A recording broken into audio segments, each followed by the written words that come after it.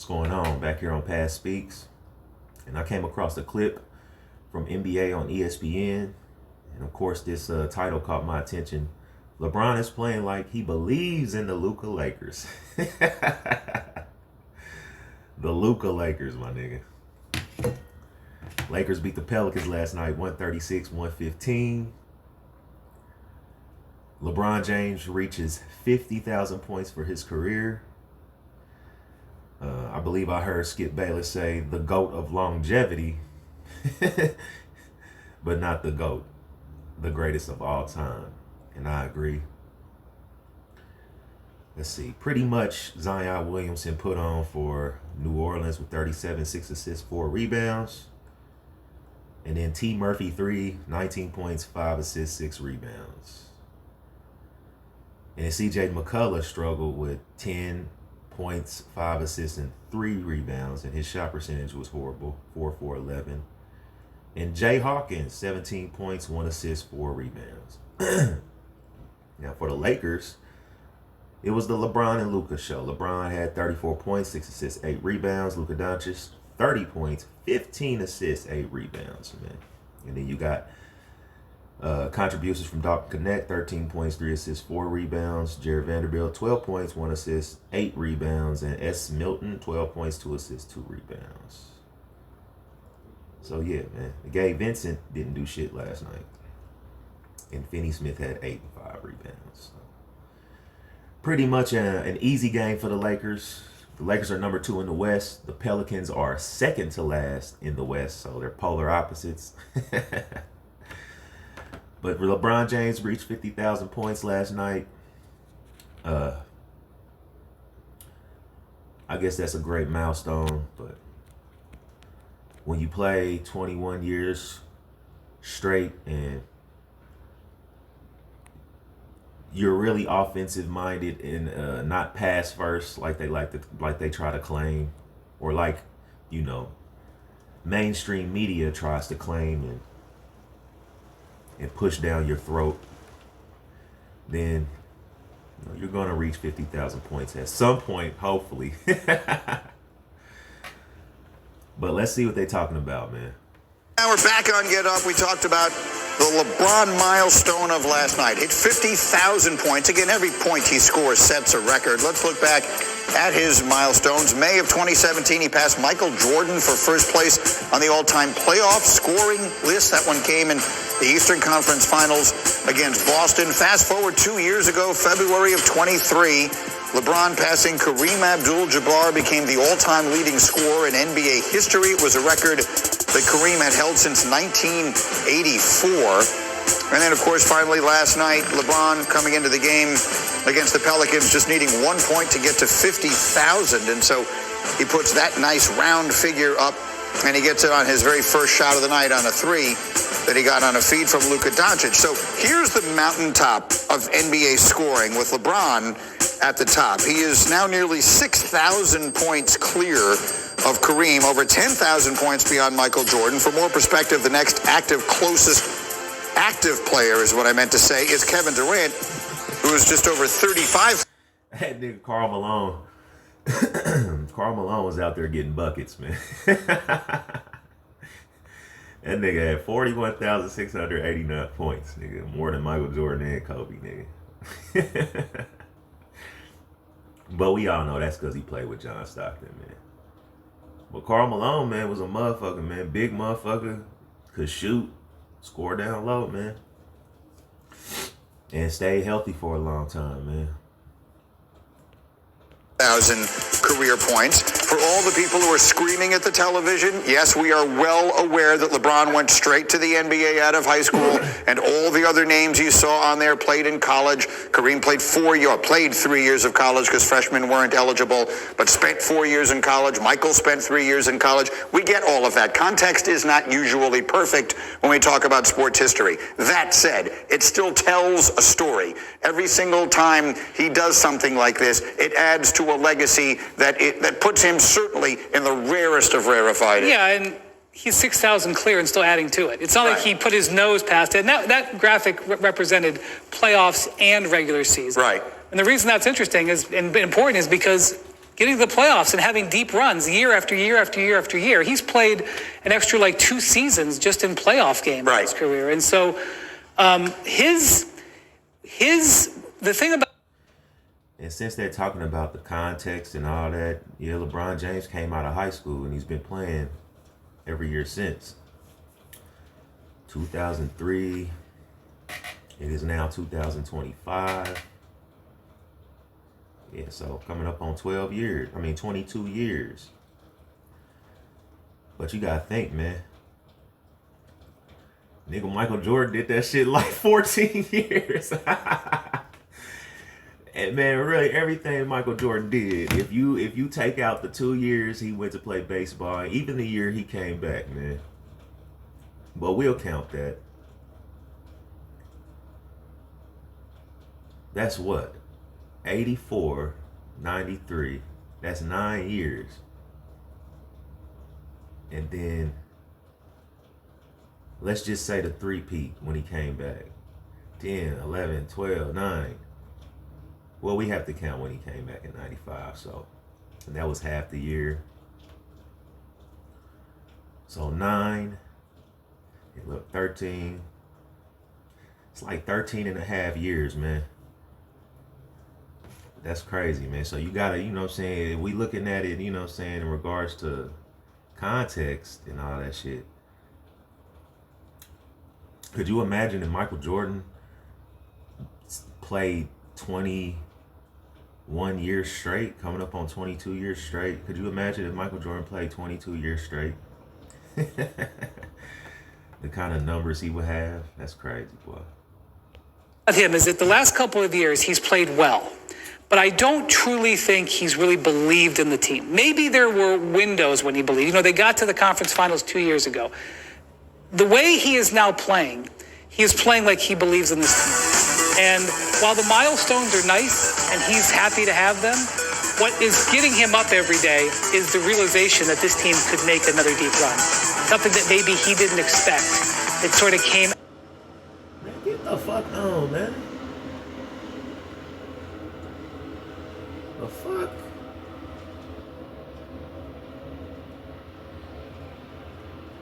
Some tractor trailer rolling through the neighborhood.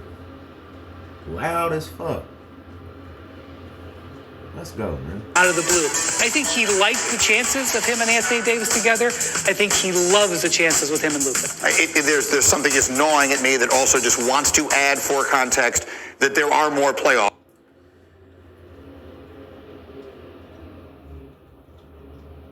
This motherfucker's killing me, man. God damn. Then in my last video, one of my neighbors, his loud ass car when he started it. God damn. Let me hear what this dude said, because I think he said some crazy shit. He said something like, I'm sure he liked the Anthony. Man, let me just play it, man. To have them, what is getting him up every day is the realization that this team could make another deep run. Something that maybe he didn't expect. It sort of came out of the blue. I think he liked the chances of him and Anthony Davis together. I think he loves the chances with him and Luka. If you're the GOAT or the greatest of all time, man, you shouldn't need for someone to come play with you, or it shouldn't be predicated on who you play with, how you feel about coming out, playing your best every game and striving to win. I don't know how we can call LeBron James, or how they call LeBron James the greatest of all time and give him all this praise.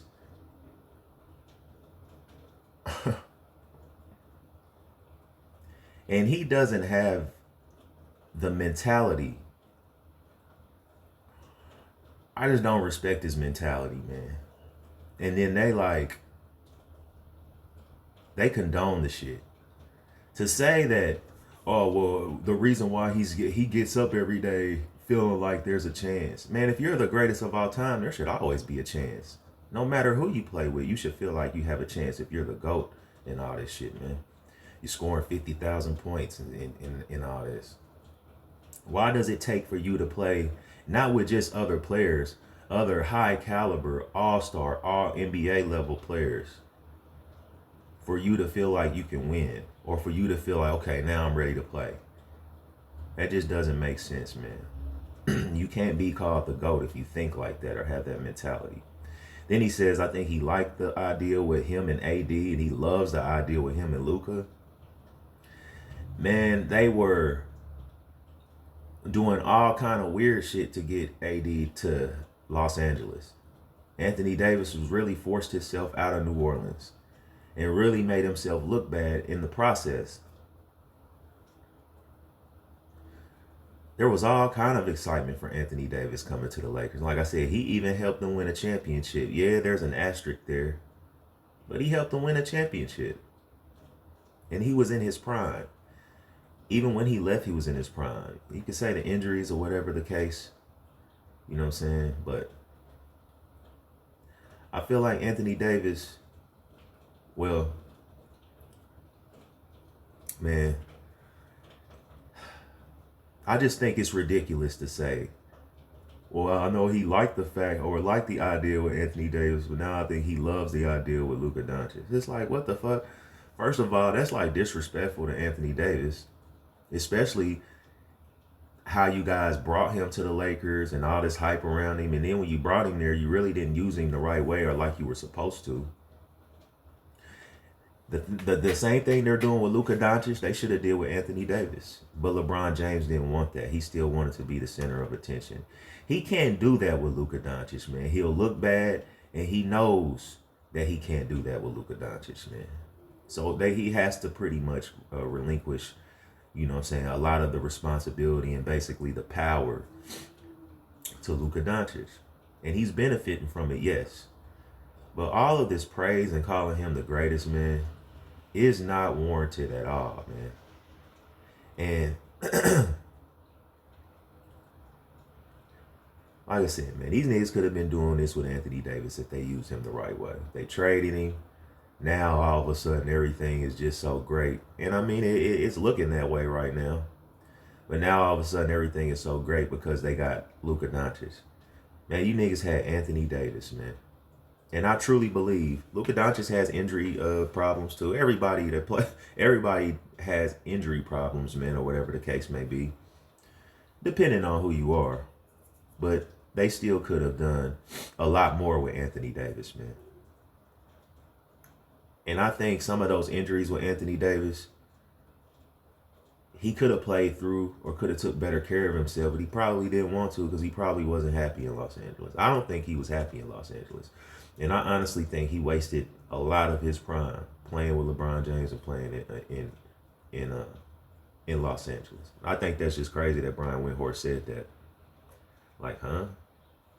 Something is gnawing at me that also just wants to add for context that there are more playoffs now than there ever were before. He has played more playoff games in some part because there are additional layers of playoffs. So again, none of these stats are perfect, but LeBron has earned all of the accolades that he's getting and then some. I want to play the soundbite that we mentioned earlier here for you, Monica, because in case anyone didn't see it, Big Perk came on here yesterday and he made a lot of very cogent, interesting points. And then he went on First Take and may have lost his mind. This is what the big fella said about 40-year-old LeBron. I would have to argue, and I would have to say right now today, that LeBron James is the best player in the NBA. Here's why I said, the best player in the NBA gets it done on both ends of the floor. LeBron James is getting it done at the age of 40 on both ends of the floor at a high level. Is that right? Woo! That's absolutely not right. He says, is that right? Motherfucker, you know it ain't right. LeBron James is not playing at a high level on both ends of the floor. Yeah, I guess you could say he's been playing well since he's got Luka Doncic. That's because the attention is off of LeBron now. So that would actually make Luka Doncic the best player on the team, and he's making LeBron James better. And there would be an argument that if you're going to say that about LeBron James in regards to this team or in the NBA, but in regards to what he's doing on the team, then Luka Doncic is the best player in the NBA. Which neither of them are. Shai Gilgeous-Alexander is the best player in the NBA right now. But if you're going to make that argument, only reason why LeBron is able to do what he's doing is because he's playing with Luka Doncic. If he wasn't playing with Luka Doncic, if he didn't have Luka Doncic, he wouldn't be playing at a high level. Well, he'd probably be, probably still be doing his thing on offense. But he definitely doesn't. He doesn't play at a high level on defense. Not even with this claim that Kendrick Perkins is saying, but he definitely. It's just a narrative that's crazy and came out of nowhere, especially off of the tantrum and fit he threw about, how he's treated being the face of the league. Now, all of a sudden, all this bullshit is being said. Like, what? He plays at a high level on both ends of the floor. The big knock on LeBron James in recent years is that he doesn't play defense. And he doesn't. So, for Kendrick Perkins to say he plays defense at a high level and that he's the best player in the NBA right now is utterly fucking ridiculous, man. At the age of 40, LeBron James is getting it done on both ends of the floor at a high level. That is correct. Best in this instance to me is making a statement on the longevity and how long LeBron has been able to. No, but is he the best player now? That's what Perk is saying. Literally, we got the email We know last he's night. the greatest player now. We got this email last night, and I was like, okay, wait, let me really, really, really think. Can I go there? If you had to put them in an imaginary Space Jam one-on-one, whoever you think is the best, I do wonder if all the mileage catches up to LeBron at this point, and so I'm hesitant to move off of some of the MVP But candidates. that is, no. So the MVP is done. That's a different conversation. SGA is going to be the MVP. Here's the question I'm asking you. Tell me. If I said you can have any one active player right now on your team to make this year's playoff run, you could just pick any player who's currently playing right now and say, I want that guy on my team to try and win a championship with. Would your first pick be LeBron? No. I'm still going to... Yeah, it can't be LeBron, because if you pick LeBron, then you'll have to have somebody else. He's not going to get it done on his own. That's why I don't understand why they're saying this shit. The only reason why he's even looking like he's playing at a high level, I don't get the both ends of the floor shit, but let's just go with that narrative. Only reason why it looks like he's playing at a high level on both ends of the floor is because he's playing with Luka Doncic now. They wouldn't be saying this shit if Luka Doncic wasn't playing for the Lakers, man. I'm sure they will find some narrative to come up with to protect LeBron James, but they just wouldn't be saying this, man. This shit is ridiculous, man.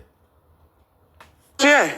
The point that she's sitting there thinking about it and that we can have a discussion is what Perk's point is. Is that, believe it or not, it's a discussion. Yeah, it's definitely a discussion. It irritates me how much of the country at large is ignoring the Thunder, who are 50-11 and have the best defense in the league by a country mile. Reason why the country is ignoring the Thunder, I don't think the country is ignoring the Thunder, but you know what I'm saying? But let's just go with what you're saying. The reason why the country is ignoring the Thunder is because mainstream media outlets and at the top of the hill, ESPN, doesn't talk about them. Shai Gilgeous-Alexander scored 51 points yesterday or the day before yesterday. And they didn't talk about him at all. The narrative yesterday was LeBron James is MVP and the best player of the league. LeBron James, it's MVP. That's what Robert Horry said. And then on ESPN, they're talking about he's the best player in the league. They talked about SGA's 51 points. They glossed over it for about 5 minutes. Spent the rest of the time talking about LeBron James and the Lakers. Not Luka Doncic and the Lakers, LeBron James and the Lakers. When Steph Curry scored his 50-something points the other day, they barely talked about it, barely highlighted it. They glossed over it, went to talking about the Lakers. So it's outlets like ESPN, the mainstream media outlets, are the reason why nobody talks about the Oklahoma City Thunder. They should be talking about the Oklahoma City Thunder more often, especially the year they're having, and they have the front-running MVP candidate. Second best record in the league. Best record in the West. Best defense. Shai Gilgeous is actually the one playing at a high level on both ends of the floor. And all they do is talk about LeBron and the Lakers. So Whose fault is that, Brian Windhorst? I hate when they say shit like this. It's crazy. And Shea is one of the best defensive players at the point guard position in the league and is averaging 34 points or something and is doing it incredibly efficiently and does it at both ends. I can't. That nigga just laid all that out. And we sit here talking about LeBron is the best player in the league right now. And LeBron should win the MVP. That's what Robert Horry said. He just laid all of that out. And I just said that. But we're talking about LeBron. It's ridiculous, man. He's the best player, is what you're saying. I just cannot accept people not acknowledging how good Shea has been. And so therefore, I cannot agree with Perk. However, he has a point. It's not a ridiculous position. He doesn't have a point at all, Brian Windhorst. I know Perk is your colleague. Brian Windhorst. And you got to keep the relationship cool. But he doesn't have a point at all, man. It's okay to disagree with him, man. But yeah, man. LeBron passes 50,000 points. Congratulations. That is a great milestone. And when you play in the league this long, and you're a great player, because LeBron is a great player, just not the greatest. And that's where my critique and my going at him comes from, is the standard of the greatest. But he is a great player, just not the greatest. And reach 50,000 points, that is something to highlight. But he is far from the best player in the league, man. I can't believe that's a narrative and people are saying that, especially after Brian Windhorst just laid everything out, gave you all the context as to why Shai Gilgeous-Alexander is the best player in the league, man. So like I said, this narrative is ridiculous, but we'll see what happens moving forward, man. And yeah. Thank you, Luka Doncic. That's all I got, man.